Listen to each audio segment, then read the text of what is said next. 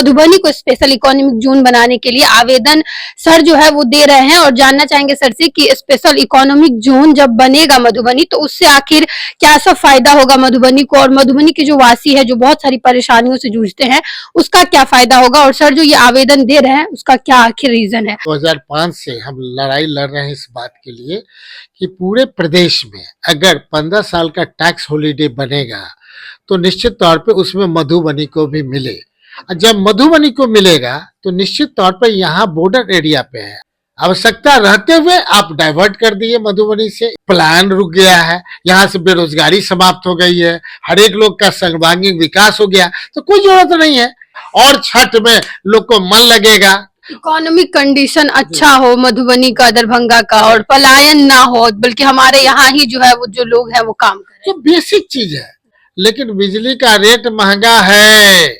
कल मुख्यमंत्री नीतीश कुमार जो है वो मधुबनी आ रहे हैं और अभी हमारे साथ मधुबनी के जो विधायक है समीर महासेठ जी वो है, इनसे बात करते हैं। और यहाँ पे जो है एक एप्लीकेशन दिया जा रहा है जिसमें आपको बिहार को स्पेशल इकोनॉमिक जोन बनाने के लिए, मधुबनी को स्पेशल इकोनॉमिक जोन बनाने के लिए आवेदन सर जो है वो दे रहे हैं और जानना चाहेंगे सर से कि स्पेशल इकोनॉमिक जोन जब बनेगा मधुबनी तो उससे आखिर क्या सब फायदा होगा मधुबनी को, और मधुबनी के जो वासी है जो बहुत सारी परेशानियों से जूझते हैं उसका क्या फायदा होगा, और सर जो ये आवेदन दे रहे हैं उसका क्या आखिर रीजन है। ये आवेदन सर आप स्पेशल इकोनॉमिक जोन्स के लिए हम पत्र दे रहे हैं। पहले भी 2005 से हम लड़ाई लड़ रहे हैं इस बात के लिए कि पूरे प्रदेश में अगर 15 साल का टैक्स हॉलिडे बनेगा तो निश्चित तौर पे उसमें मधुबनी को भी मिले। जब मधुबनी को मिलेगा तो निश्चित तौर पे यहाँ बॉर्डर एरिया पे है। आप जान रहे होंगे कि मधुबनी को बैकवर्ड डिस्ट्रिक्ट माना गया है और उसके आधार पे वर्ल्ड बैंक का भी प्रोजेक्ट चलता रहा। वो भी वर्ल्ड बैंक का पैसा जो पहले मिलता था किन कारणों से बंद कर दिया गया, माननीय मुख्यमंत्री जी के संज्ञान में देना है कि क्या आवश्यकता नहीं है। आवश्यकता रहते हुए आप डाइवर्ट कर दिए मधुबनी से। इसका मतलब है कि गरीबी रेखा से हमारा बाहर निकल गया है, प्लान रुक गया है, यहाँ से बेरोजगारी समाप्त हो गई है, हर एक लोग का सर्वांगीण विकास हो गया, तो कोई जरूरत नहीं है।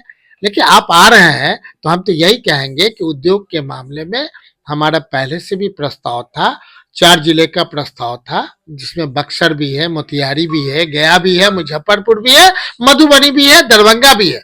लेकिन हम मधुबनी की तरह और जिले को हम चाहेंगे कि मिले, ताकि 15 साल का कोई व्यक्ति व्यापार करेगा तो उद्योग करेगा तो माने बैंक से जो पैसा मिलेगा तो उसको जहां पे 10 साल में कितनी रिपेमेंट होना चाहिए 5 साल में रिपेमेंट हो जाएगा, फिर दूसरी फैक्ट्री खोलने के लिए रहेगा। और कहीं ना कहीं प्लान जो बाहर जा रहे हैं वो रुक जाएंगे।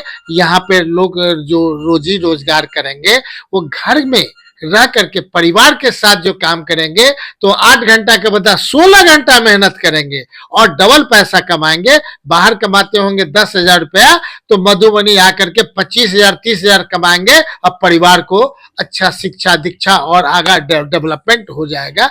वैसे गांव को माननीय मुख्यमंत्री जी सड़क बिजली पानी सब दे दीजिएगा। जहां लेबर लौट जाएगा तो एक लगेगा कि लेबर लौटने के बाद पूरा गांव खुशहाल हो गया है, खुशी मना रहा है और छठ में लोग को मन लगेगा।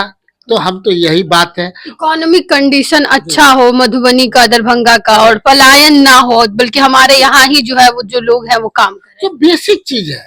हमारे यहाँ पानी भी है, आपका सरप्लस बिजली तो हम नहीं कहेंगे, अभी तक गांव तक बिजली तो जा ही रही है। लेकिन जहां 24 घंटा बिजली देने का आपका सपना है देने का तो निश्चित तौर पे, लेकिन बिजली का रेट महंगा है, स्मार्ट सिटी से लोग परेशान हैं। ये बात भी कहीं ना कहीं आपको समझना होगा। और पूरे बिहार नहीं पूरे देश में 1 रुपया 2 रुपया 3 रुपया दूसरे को जो बिजली देते हैं उससे कम पैसे पर आप उद्योग वाले को दें दूसरे स्टेट जैसे है। और जो नहीं कर सकते पहले भारत सरकार से तो लीजिए ना, 15 साल का SEZ का आप लीजिएगा तब ना होगा, भारत सरकार देगी तभी ना होगा। और हम समझते हैं कि हम लोग इस काम में लगे। बहुत बहुत धन्यवाद।